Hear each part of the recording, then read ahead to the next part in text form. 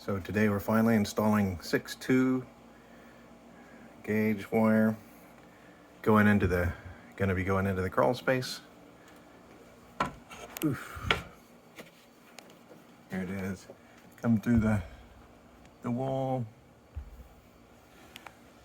from the crawl space.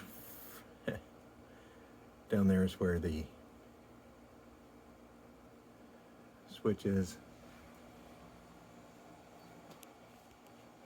Lots of other work to do. Got the big 6.2. We're going to be taking all this and pulling it through. Following the example here, drilling the new holes. Ay, ay, ay. And Mr. Mouse house. All the way along. Ay, ay, ay, more work to do.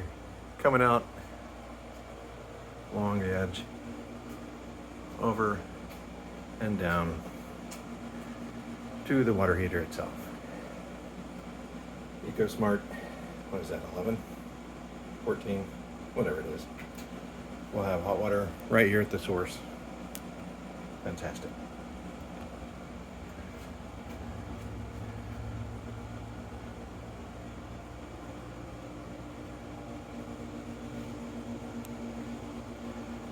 Oh my goodness.